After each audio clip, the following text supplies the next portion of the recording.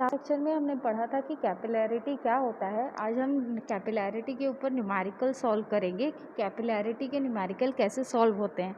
तो कैपिलैरिटी जब मैंने आपको एक्सप्लेन किया था तो उसके दो केसेस मैंने आपको बताए थे। एक था आपका कैपिलरी राइज और दूसरा था कैपिलरी फॉल।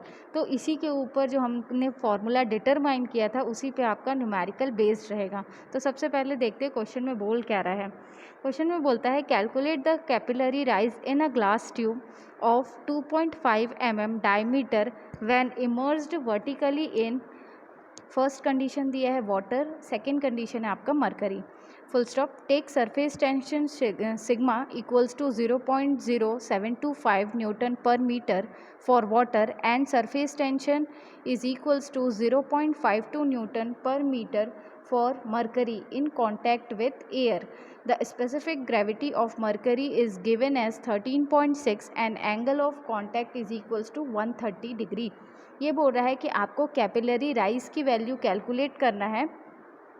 आपका ग्लास ट्यूब का जो डायमीटर दिया है क्वेश्चन में, मैंने आप लोग को जब कैपिलैरिटी एक्सप्लेन किया था तो मैंने बताया था कि एक बॉटम पे आपका टैंक रहता है, इसमें कोई भी आपका लिक्विड फिलअप रहेगा।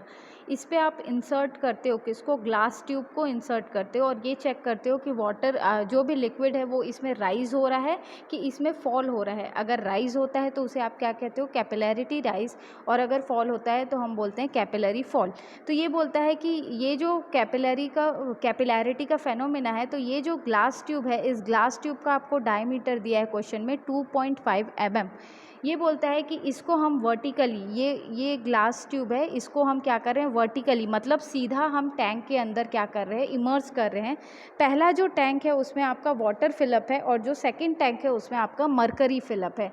ये बोलता है कि सरफेस टेंशन वाटर वाले टैंक पे जो है वो है आपका 0.0725 न्यूटन पर मीटर, और जो मरकरी वाला टैंक है उसमें आपका जो सरफेस टेंशन का वैल्यू है वो है आपका 0.52 न्यूटन पर मीटर। ये बोलता है कि स्पेसिफिक ग्रेविटी आपका वाटर का होता है 1, ये आपको मालूम होना चाहिए, और स्पेसिफिक ग्रेविटी मरकरी का होता है 13.6। आपको इसमें एंगल ऑफ कांटेक्ट दिया है 130 डिग्री। अब ये चीज़ आप समझना कि ये दो टैंक है, एक टैंक है इसमें आपका क्या फिलअप है, वाटर फिलअप है। ये दूसरा टैंक है, इसमें आपका क्या फिलअप है, इसमें आपका मरकरी फिलअप है।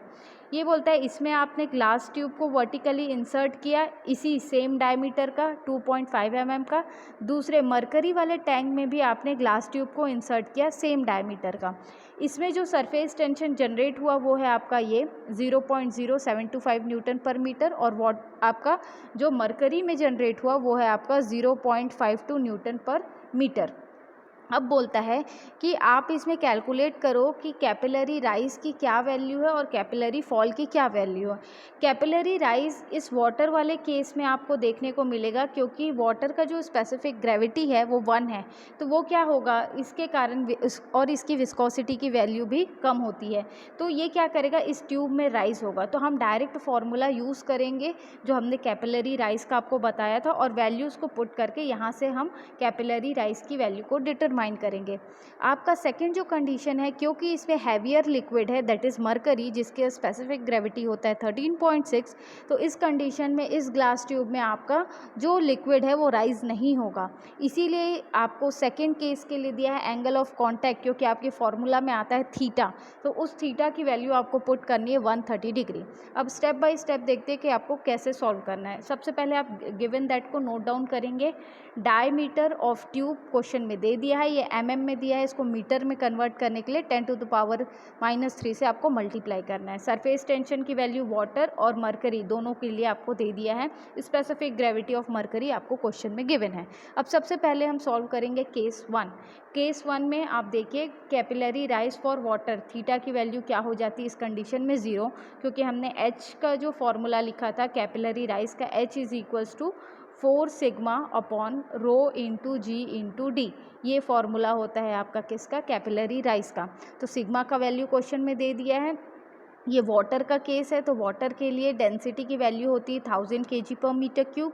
जी का वैल्यू कांस्टेंट होता है 9.81, और डी का वैल्यू आपको क्वेश्चन में गिवन है that is diameter of the glass tube. जब आप इनको सॉल्व करोगे तो आपको ये वैल्यू मिलेगा। नेक्स्ट है आपका capillary for second case for mercury, first case था for water, second one is for mercury. Mercury क्योंकि हैवी लिक्विड है, आपको यहाँ पे थीटा का वैल्यू क्वेश्चन में दे दिया है, दैट मीन्स आप समझोगे कि ये कैपिलरी फॉल का केस है। और कैपिलरी फॉल के लिए हमने फॉर्मूला लिखा था H is equals to 4 sigma cos theta upon rho into g into d, ये होता है उसका फॉर्मूला। तो आपका यहाँ पे देखना कि यहाँ पे जो सिग्मा है वहाँ पे आपका आएगा सरफेस टेंशन आपका किसका, मरकरी का, जो क्वेश्चन में गिवन है। नेक्स्ट आपका थीटा की जगह आएगा 130, तो कॉस थीटा 130 डिग्री आप डायरेक्ट कैलसी से सॉल्व करोगे। यहाँ पे जो रो डेंसिटी का वैल्यू है वो आप वाटर का नहीं पुट करोगे क्योंकि आप मरकरी के लिए सॉल्व कर रहे हो।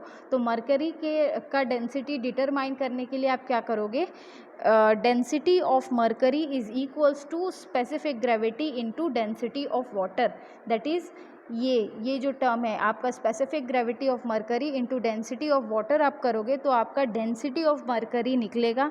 तो वो वैल्यू हम यहाँ पुट करेंगे। जी आपका कांस्टेंट होता है 9.81 और आपका जो डी है वो होता है आपका डायमीटर ऑफ ग्लास ट्यूब। जब आप इनको सॉल्व करोगे तो आपको ये वैल्यू मिलेगा, दैट इज़ -0.004 मीटर, या आप उसको सेंटीमीटर में भी कन्वर्ट करना चाहो तो कर सकते हो। ये जो नेगेटिव साइन आ रहा है ये इंडिकेट कर रहा है कि आपका फॉल हो रहा है, दैट इज़ कैपिलरी फॉल का केस है, ये नेगेटिव साइन से पता चलता है। तो ऐसे आपको न्यूमेरिकल सॉल्व करना है कैपिलैरिटी के ऊपर। और भी न्यूमेरिकल्स हैं वो आपको असाइनमेंट क्वेश्चन में मिलेंगे जो ऐसे ही सिमिलर पैटर्न में सॉल्व होंगे। आपको इस क्वेश्चन में कोई डाउट आएगा तो आप हमसे पूछ सकते हैं। Thank you.